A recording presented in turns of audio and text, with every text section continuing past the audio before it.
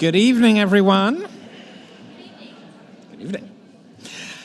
Wow, we have a sold-out event tonight. So if you're, yeah, absolutely. So if you're in some of these places, if you want to move in a little bit to the center, because we do expect other people to come in and sit down. We would greatly appreciate that.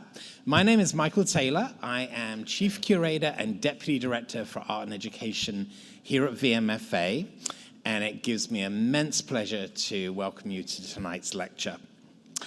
In this joint talk, the curators of the exhibition Terracotta Army, Legacy of the First Emperor of China, who are Li Jian and Hou-Mei Sung, will provide an overview of the themes and highlights of this remarkable show that is breaking attendance records and thrilling visitors to VMFA. First is Li Jian. She is the E.Rhodes and Leona B Carpenter Curator of East Asian Art at the Virginia Museum of Fine Arts. Prior to joining VMFA in August 2007, she served as the Kettering Curator of Asian Art at the Dayton Art Institute, and before that as a Mellon Fellow at the Indianapolis Museum of Art. In addition to overseeing the major reinstallation of the Asian Wing in Dayton, Li Jian curated 2 critically acclaimed exhibitions with accompanying catalogs there: Eternal China, Art from the First Dynasties, which was on view in 1998, and The Glory of the Silk Road, Art from Ancient China in 2003. She received her BA in English and Management in Beijing and her MA degree in the History of Art from the University of Minnesota.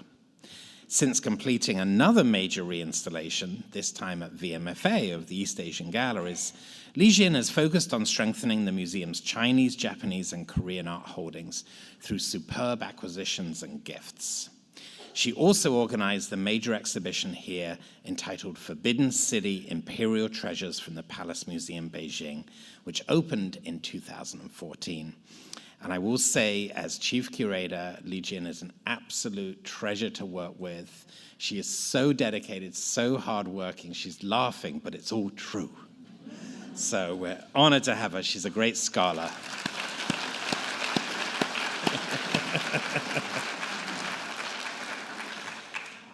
Our second speaker will be Dr. Hou-Mei Sung, and she has been the Curator of Asian Art at the Cincinnati Art Museum since 2002.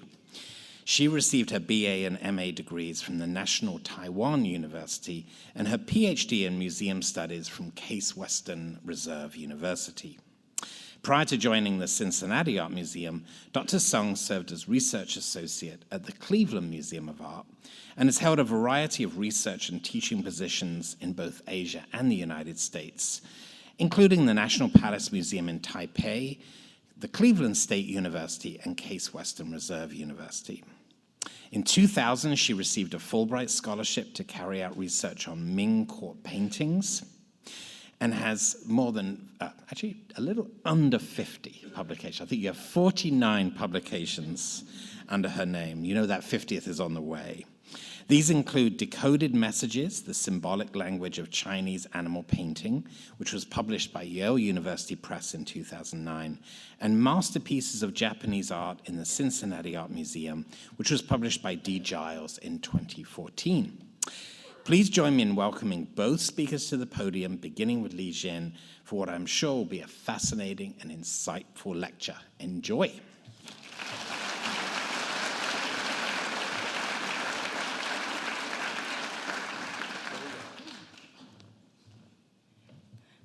Good evening. Thank you so much for coming to this evening's event. Hou-Mei Sung and myself are so pleased to be here with you to introduce this exhibition and its contents. The plan to bring Terracotta Army to Richmond began during the expansion of VMFA in 2009. But major preparation did not begin until 2015, followed the Forbidden City exhibition. In the spring of 2015, Hou-Mei and I traveled to Xi'an together with our museum's directors, where we visited numerous museums and formulated our collaborative plan. After 2.5 years, the exhibition has finally opened in Richmond. Terracotta Army Legacy of the First Emperor of China features more than 130 objects drawn from 14 lenders across Shanxi province. Shanxi is the birthplace and home of Qin, where 34 rulers resided for more than 500 years. This exhibition is about the history of Qin, its first emperor, and his legacy. Yingzheng, later known as the first emperor, became the king of the Qin state in 246 BC, when the central authority of the preceding Zhou dynasty dissolved, leading to civil war between provincial states. Yingzheng managed to conquer the Qin's 6 rival states, ending 200 years of turmoil and beginning the Qin dynasty in 221 BC.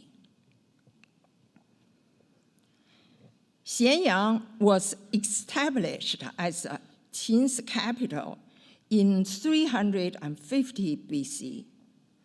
After 6 generations ruling for 150 years, the city reached its peak during the Qin dynasty. Palace number 1, as you see here, is one of 300 palaces constructed along the road from Xianyang to the first emperor's mausoleum. Today, only the platform of this palace remains.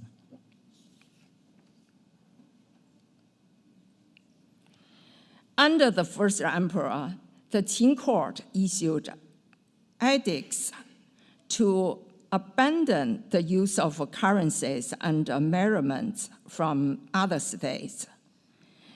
The Qin coins, see on the left, became the standardized currency that would circulate for trade across the newly unified country.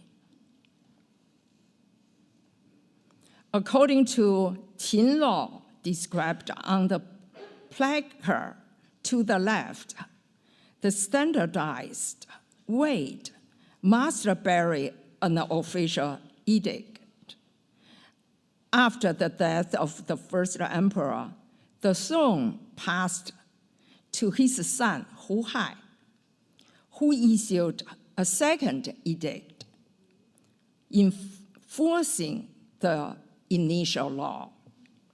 The weight to the right is a rare example on which both edicts are chiseled. Beginning in 219 BC, the first emperor made 5 imperial tours across the unified country. This bronze chariot, excavated near the emperor's tomb, may be modeled after his royal convoy. On his first tour, the emperor ascended Mount Yi in Shandong province, where he ordered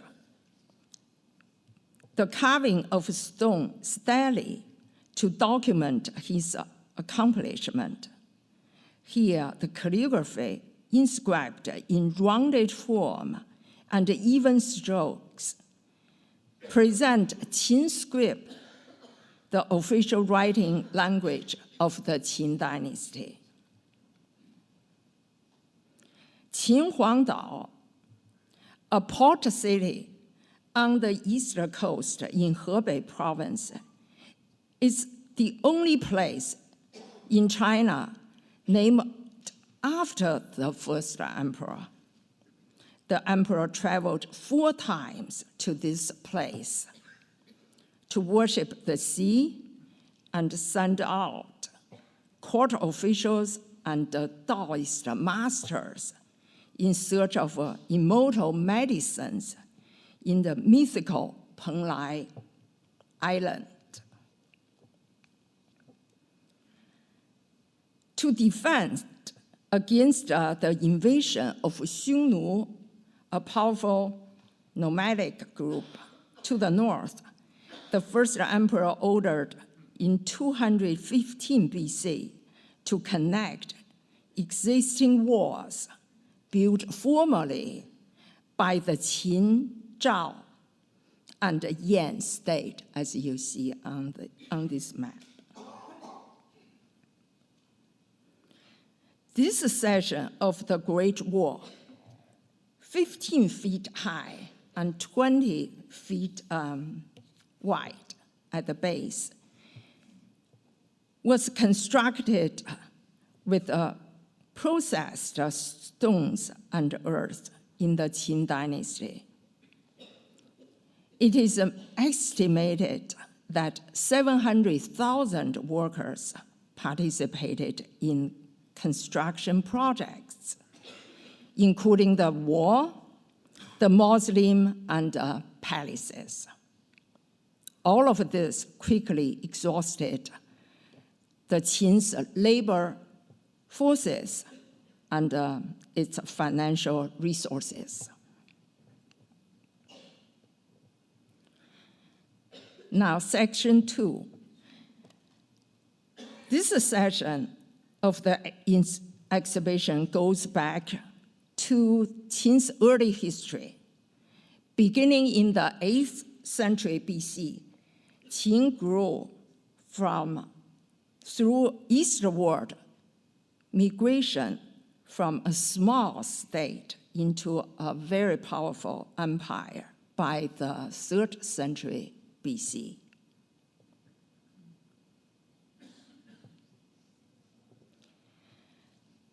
Horse riding played an essential role in Qin's history. The Qin people started with the breeding horses for the Zhou court and learned herding and hunting from their nomadic neighbors. This figure represents a nomad and is the earliest sculpture of the cavalryman found in China. The exhibition features more than 30 bridle and chariot components excavated from different tombs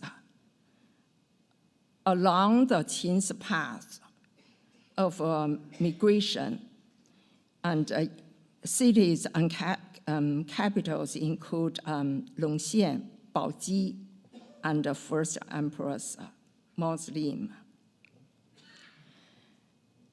Bronze bell was one of the ritual musical instruments in ancient China. This example is one of 8 unearthed from a royal tomb near Baoji. The inscription chiseled on its surface indicate this bell was cast in the 7th century BC.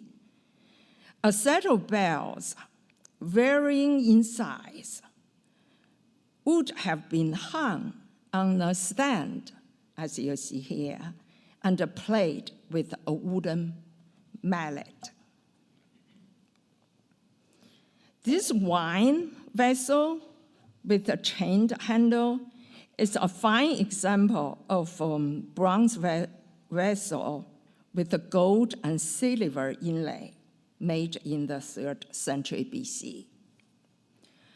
While nobles furnishing their tombs with precious bronze vessels, commoners instead use ceramic vessels to imitate the shape and the decoration of the bronzes. Excavated from a royal cemetery, these 2 pieces belonged to Lady Li Jian, the wife of a king of Rui, a small state on the bank of Yellow River, sharing its border with Qin during the 8th century BC. Upon excavation, the jade bar and 2 strands of the bead were had in the hand of Lady Jian, revealing a unique funeral rite of the Rui nobility. Ancient Chinese architecture began to utilize roof tiles around the 9th century BC. Large amounts of roof tiles excavated from the remains of various palace buildings in the Qin capital of Yongcheng show that the Qin adopted this tradition to protect their house and wooden eaves. Water pipes were found among the remains of palaces and mausoleums near Xi'an, demonstrating the use of running water and underground drainage system at the Qin's capital of Xianyang. Xianyang is very close to today's city of Xi'an. And if you fly into Xi'an, you fly into Xianyang Airport. The final session covers one of the most important archaeological discoveries of the 20th century, the Terracotta Army, and other objects excavated from the first emperor's mausoleum. The mausoleum, located 35 miles east of Xi'an, originally consists of above-ground structures surrounded by 2 sets of walls and an underground burial chamber. The mausoleum is enormous.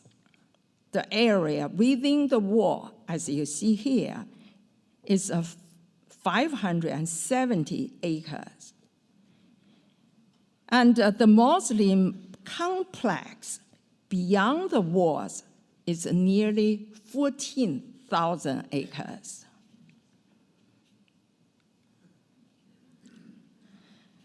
Beginning in 1974, archaeologists excavated 3 pits containing the Terracotta Army about 1 mile east of the mausoleum. Scholars believe that this underground army was modeled after military formations as described in the Art of War written by Sun Tzu in the 5th century BC.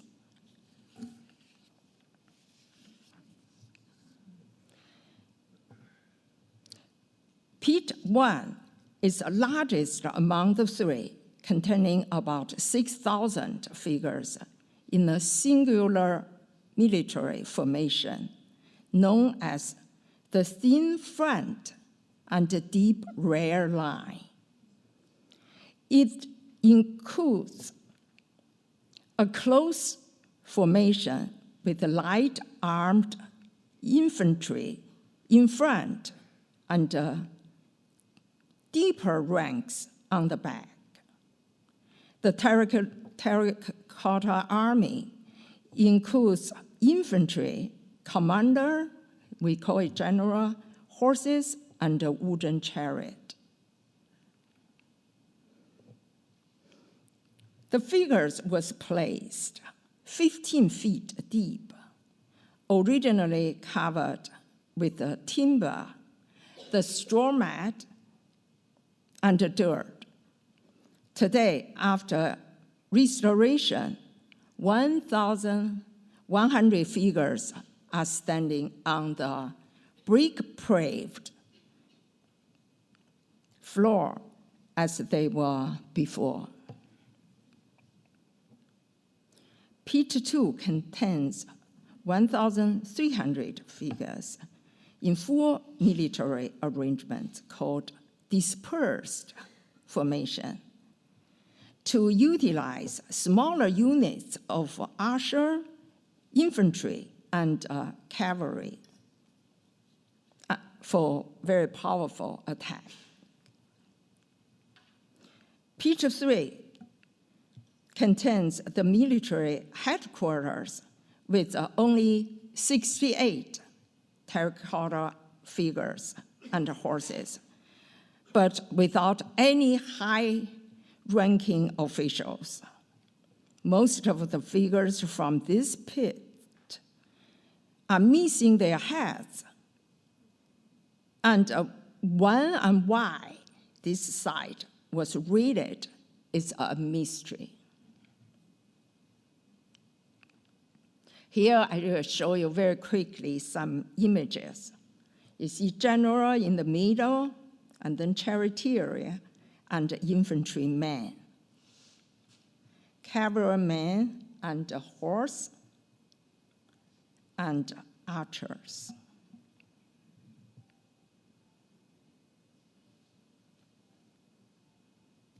The last two images.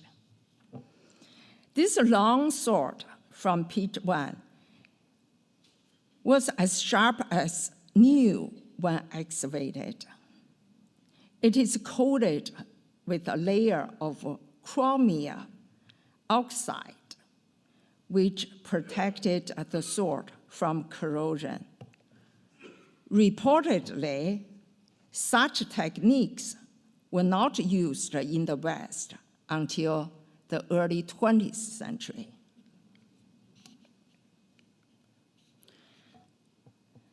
The stone armor pit was discovered in 1999 near the emperor's tomb mound. The armor is symbolic, representing the Qin's real armor made of metal and leather. Each garment contains nearly 300 limestone tiles carved and polished and threaded together with a metal wire.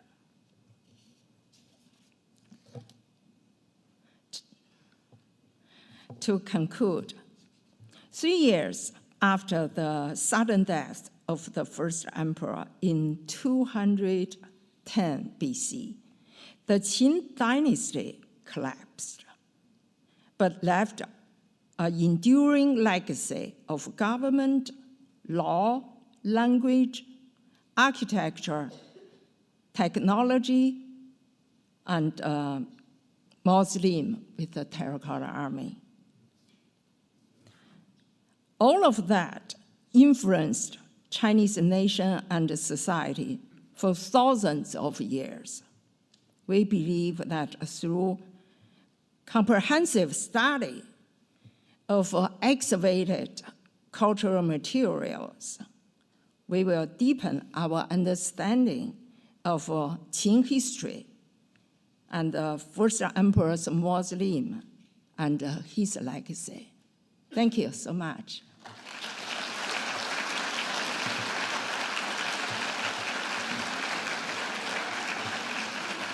Thank you. Now, let's welcome my colleague, Dr. Hou-Mei Sung.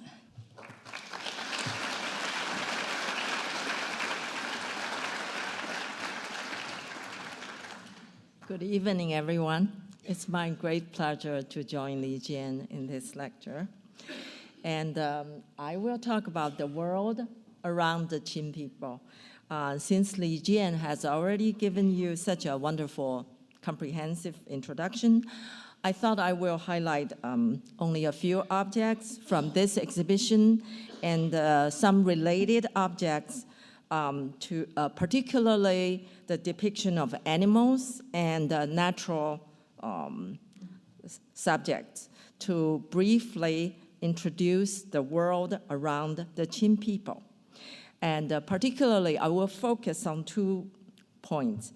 One is how animal depiction of the Qin and the pre-Qin reflect Qin people's lifestyle and of hunting, herding, and agriculture. And the second, I will focus on briefly the yin-yang cosmology, or the yin-yang and 5 faces cosmology, and their concept of nature at this Qin time.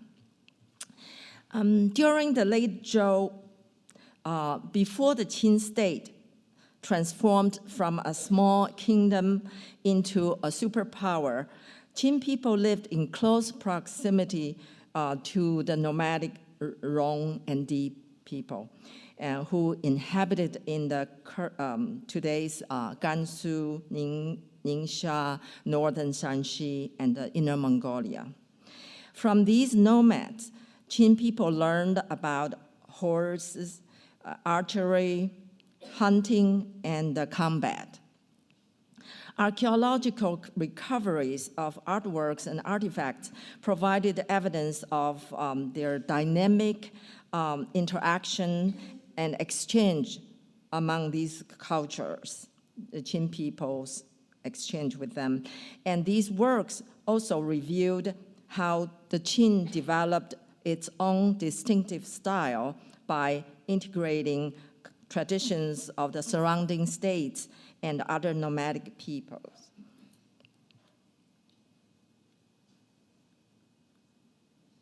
Okay.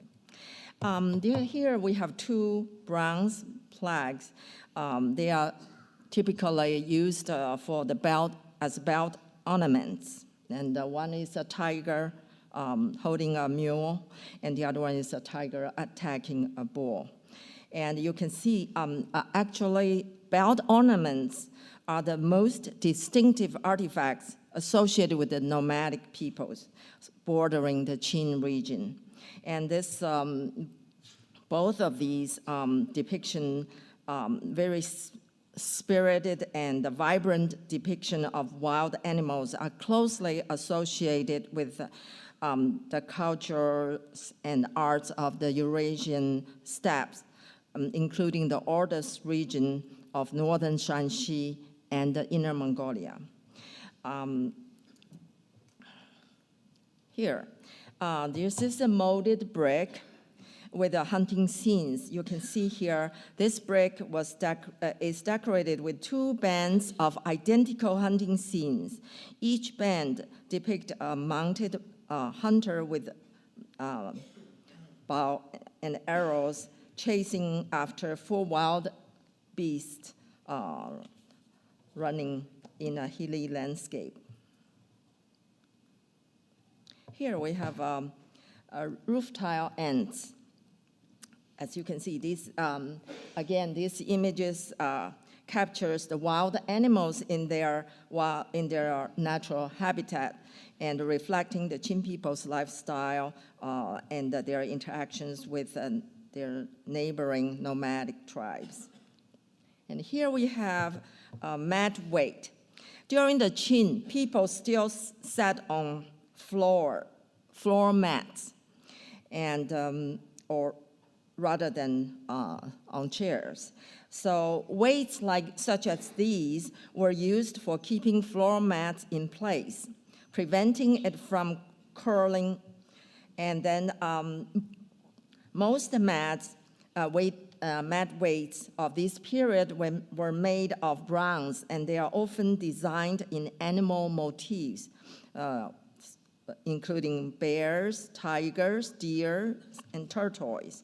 And this crouching tiger with its hind leg tucked under its body and its front paws resting on the ground is very realistically modeled. Despite its well-worn features and the flaking gold coating, the tiger still shows its majestic spirit.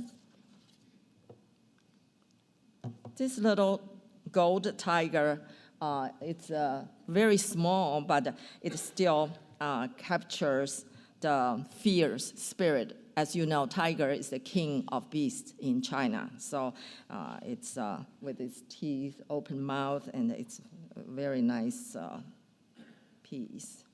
And this is my favorite. Tiger with cub. Unfortunately, Li Jian and me tried very hard. We couldn't get this piece.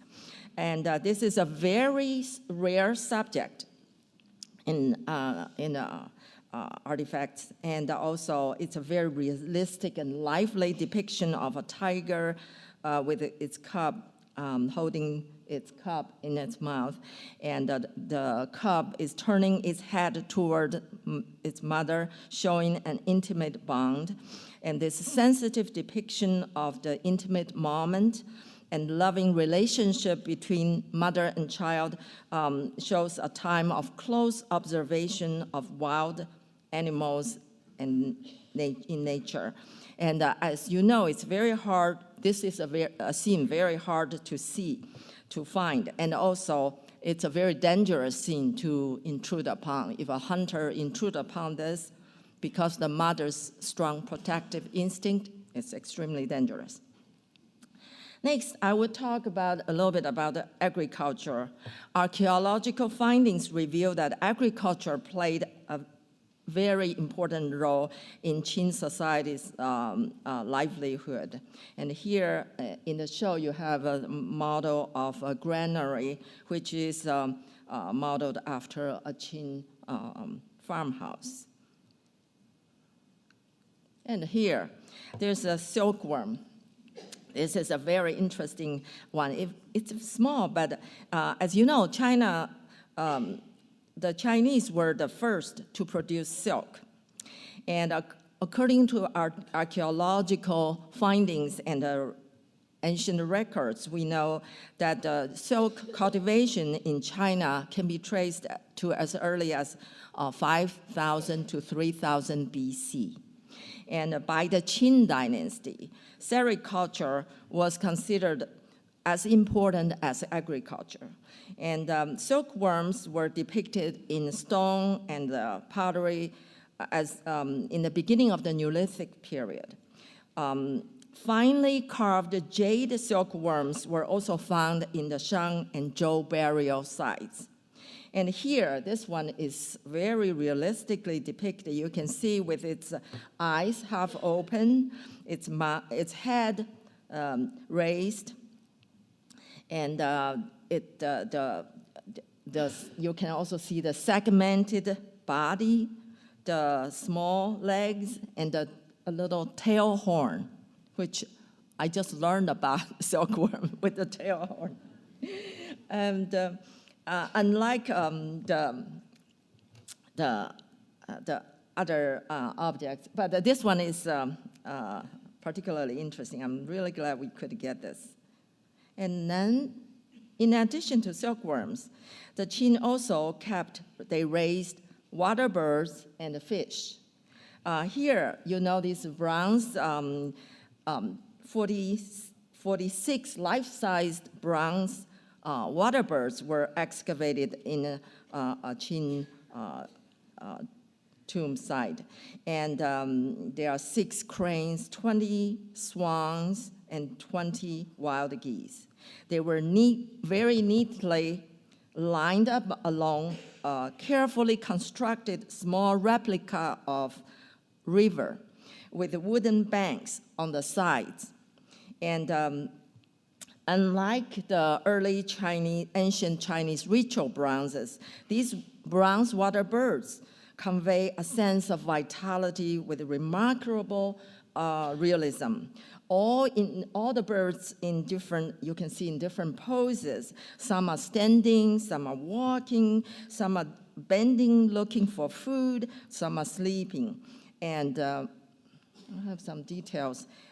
This crane, you can see, captures the moment when it has snatched up a little worm with its beak. I think you can see that. And in the exhibition, this piece is a wild geese, or swan goose, officially. It's a swan goose. And some special expert can identify, because it's so realistically depicted, they can recognize this is the kind of species of swan goose that's native to Mongolia, and it's typically large in brown or white color, and they migrate southward to China in the winter. So that's how precise this depiction. And the fish. You can see this also in our exhibition. This is a toy bell. It's the toy bell. Typically, it's made by inserting a small stone between two halves of molded clay, and on the top you can see it's decorated with 3 swimming fish. And in the center, you see a 4-petal flower and the wave pattern around the rim. And the whole design appears to be a vivid depiction of the aquatic world of fish in a pond. And next, I would like to talk a little bit about the religious and philosophical belief and the concept of nature of this time. From the late Zhou to the Qin, the major belief is the yin-yang and 5 phases cosmology. This is very essential to early Chinese art and culture. The Qin has assimilated many aspects of Zhou culture, including this yin-yang cosmology and concept of nature. The yin-yang concept developed into a philosophical school in the Warring State period, pre-Qin. And by the 3rd century of Qin, the principle of yin-yang was a fundamental concept in Chinese culture. And according to this yin-yang cosmology, all events proceed from the 5 phases of metal, wood, water, fire, and earth. And cyclic in nature, the 5 phases succeeded each other, and they are associated with the seasons, colors, directions, and virtues, and even animal symbolism. According to this cosmology, yin-yang are the 2 opposite but complementary principles that regulate the functioning of the cosmos. Based on this, Chinese interpret nature and the animals and their interaction with their surroundings.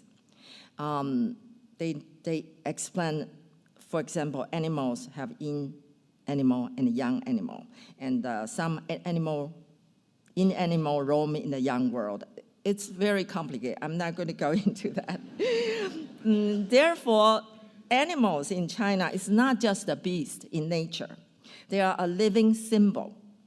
And what I want to emphasize here is during this Qin time, I want to use phoenix and dragon, these 2 mythological creatures, as the symbol of yin and yang. And I use this archaeological material. These are the 2 in color are Warring States period silk paintings, and they were used for funerary rituals. And these are the best examples to illustrate the prevalent, the yin-yang cosmology prevalent during the late Zhou and Qin. And both of these two silk paintings were excavated from the Chu State tomb, dates in Hunan Changsha, dates to 5th to 3rd century BC. And this type of paintings were used for funeral rituals from late Zhou to Han. Typically, they depict the soul's journey after death. You know, the Chinese believe they have two souls, the yin soul and the yang soul. On one of the banners, the middle one, you can see a male, the tomb owner, in a robe, holding a sword, and tethered to a sailing dragon. And a fish on the lower left indicates the water underneath. And a little bird perched on the upturning tail of the dragon reveals the higher realm. I know it's a little hard for you to see, but since this is not my main focus, but I just want to introduce this. And then a similar banner excavated around the same time, also in the late the Zhanguo period, late Zhou, depict a female. You can put it together, it really helps you to see. A female, this is a slender woman wearing a flowery, decorated robe, and then hovering above her, in a central and dominant position, you see a large flying phoenix. And if you look closely, you see that ladies' joined hands are connected to the phoenix leg with a string. Basically, I believe these two are both used to depict the journey of the soul back to the yin and yang world. And they both illustrated the death myth based on this yin-yang cosmology. The artist included both the yin and yang animals, the phoenix and dragon, in each banner, and also identify the gender of the deceased by highlighting the yin or the yang animal, making it larger. And therefore, the phoenix dominated in the banner of female, and the dragon dominated in the banner of the male. From these two banners, and combined with the later Han banner, we learned that during this time, people believed that the yin-yang aspects of the departing soul would eventually journey back to the yin-yang essence of the universe, which is the sun and the moon. The sun and moon, you can see the Han banner. This is an early Han banner. And combining these three funerary banners, it really helps to understand this. So this helps us to understand that the yin-yang aspects of the departing soul would eventually journey back to the yin and yang. And then during this time, they use phoenix and dragon to symbolize the yin and yang. And this is directly related to our show. This one we could not borrow, but I think it's a very nice depiction. This is a brick used in the dragon, one dragon panel, one phoenix dragon, both were excavated from the site of the ruined Qin Palace in Xianyang. And these type of bricks were used to pave the stairs and the floors of the imperial buildings. And the dragon panel, you can see a dragon incised design of a dragon amidst clouds next to a jade disc, a circular, like a donut-shaped jade bee. We call it, it's a ritual jade called the bee. And the bee is a symbol of heaven.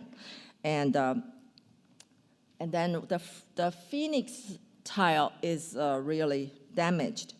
But I use this to illustrate that the pairing of the dragon and phoenix were used in the late Zhou to symbolize yin and yang aspects of the yin-yang cosmology, since the design of the Qin palace in Xianyang were based on they were built based on the concept of modeling after heaven. And therefore, the two celestial animals flanking the bee, which is symbol of heaven, really shows refers to the relationship between heaven and the ruler. In China, ruler is called the son of heaven. So another point I want to make related to the yin-yang cosmology is this tile. And this, based on this yin-yang and five faces cosmology, ancient dynasties often adopt a representing virtue. For example, the Xia dynasty, before the Shang, they adopt the virtue of the wood, and then Shang dynasty, virtue of gold, the metal, and Zhou dynasty, the virtue of fire.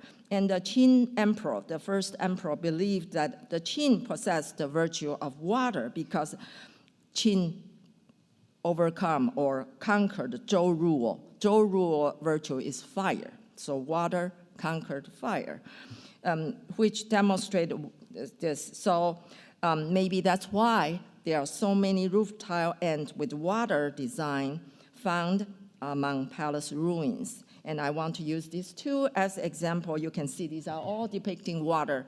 And of all the designs of tile ends found in the Qin sites, I think the tile with the water or wave design is probably the most distinctive Qin creation.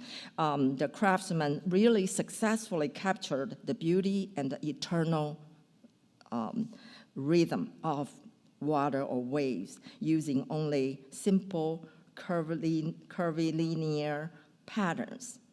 And I hope my talk gives you a new perspective when you look at the objects depicting animal or nature. Thank you.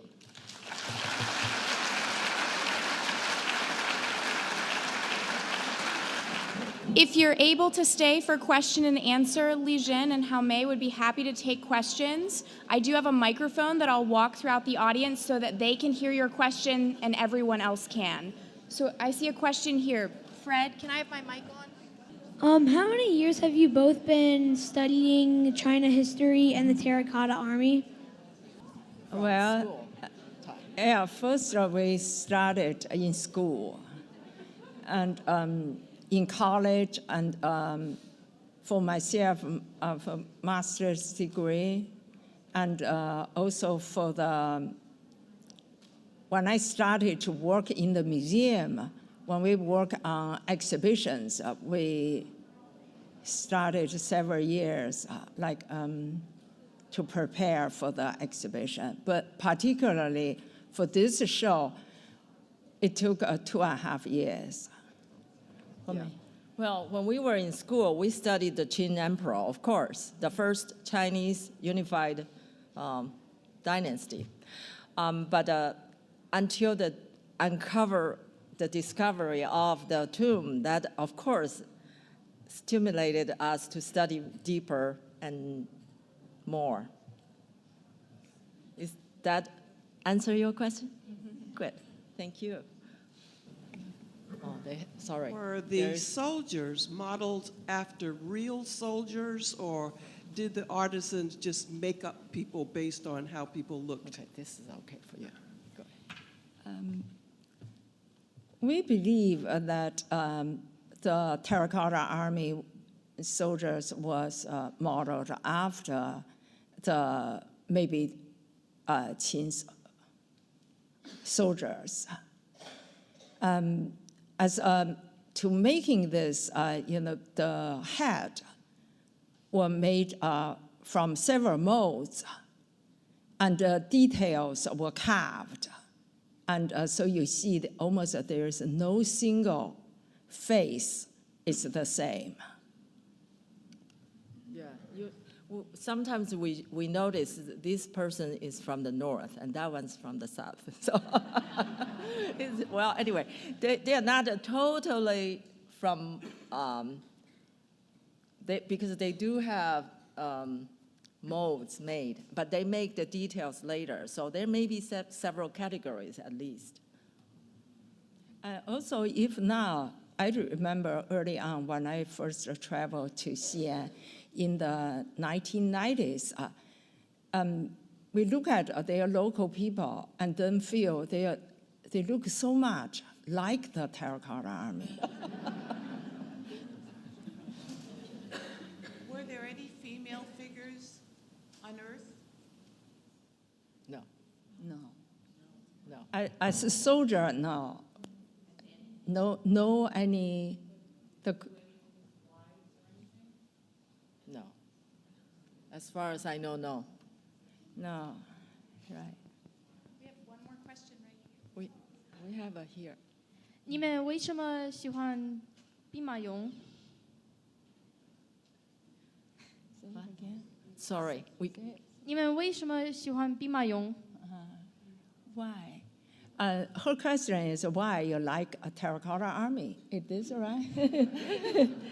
She speaks in Chinese.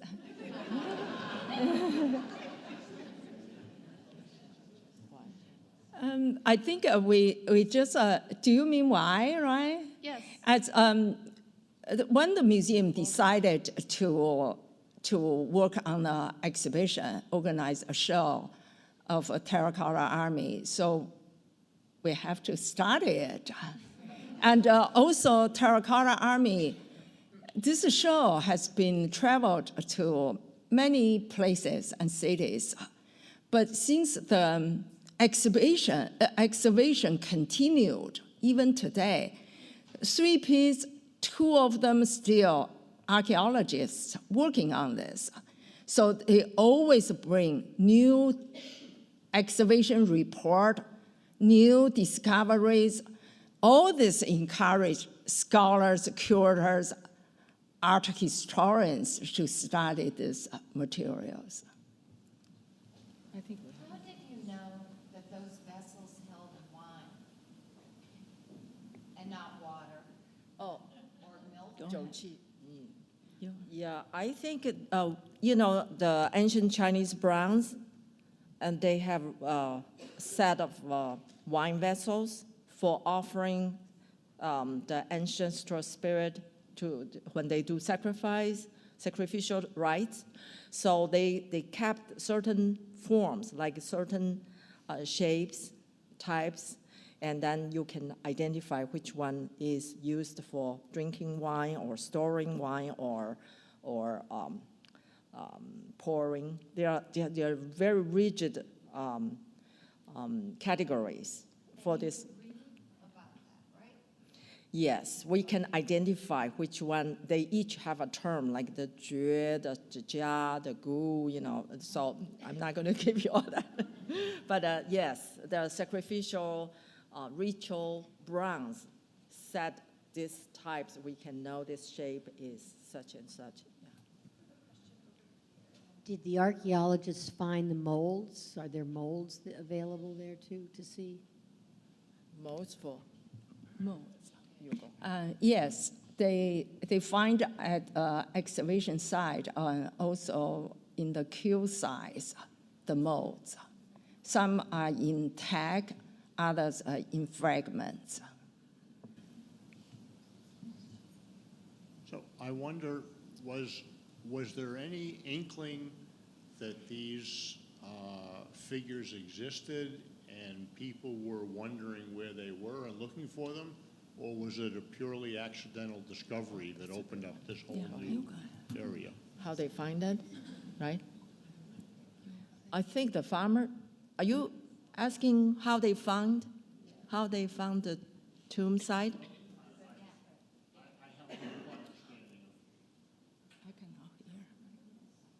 Well, the farmers tilling the land first discovered several shards and some vessels, and then they start digging, and that's how they discovered the whole tomb site. So there was no thinking, before the farmer's discovery that maybe this was somewhere and we're looking for it?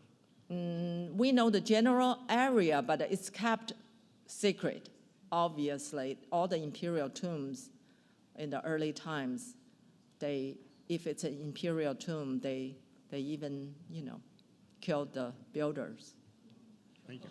Yes, since the mausoleum is so large in size, so as early as the Han Dynasty, this terracotta army pit already been disturbed. Someone went there, so 2 of the 3 pits were on fire and was set on fire intentionally. And then, very interesting and strange, after several decades later, this information lost. So until 1974, first farmers find pit 1, and then in the next 2 years, archaeologists are really encouraged by the discovery of the first pit. So 2 years later, they find second one and third. So all this number, pit 1, 2, 3, actually is numbered after the sequence of when they were discovered. But both pit 2 and 3, archaeologists didn't really immediately excavate them, as they, I think, run off the archaeological laborers to really work on. So until 10 years and 20 years later. And you know that the emperor's real tomb has not been touched yet. It's intact. This is just the bordering, the neighboring, not the actual tomb of the emperor. That is waiting yet to be. No, I don't think so. Well, for one thing, if you want to, like the Terracotta Army now, if you want to excavate it, you have to be ready. 8,000 soldiers, they can immediately deteriorate exposed to air. So there are all kinds of considerations, where to store them, where to work on them. So that's why I think, I don't think there's any plan. Do you know? No, earlier, the Shanxi provincial city and the bureau, on the early time, they really wanted to do it. And then the central government didn't approve. And I don't think in the next 50 years, the tomb will be excavated. What accounts for the difference in size between the mounted and soldier on the horse and the terracotta warriors? The terracotta warriors were almost 6 feet tall, whereas the little mounted horseman was just a small doll. Right. What accounts for that difference in size over such a few years? That's not from the nomadic. No, intentionally, the cavalryman was built shorter than like other soldiers. No, he's talking about the mounted horse riding on a horse, the nomadic. Oh, nomadic. That's not a warrior. No, the very early on there is a horse and a nomad. That was built almost 100 years before the Terracotta Army. So people really do comparison of the two and how 100 years before they only built something 7 inches high. And then less than 100 years, there is a more than life-size Terracotta Army. Right. And there are smaller terracotta warriors too. This is not meant to be part of the army guarding the first emperor's tomb. That's a separate funerary. Yeah. And so forth, and size. Right. Well, there are all kinds. We found all kinds of sizes of funerary figurines. So. Okay, that's thank not- you so much, and please join me in thanking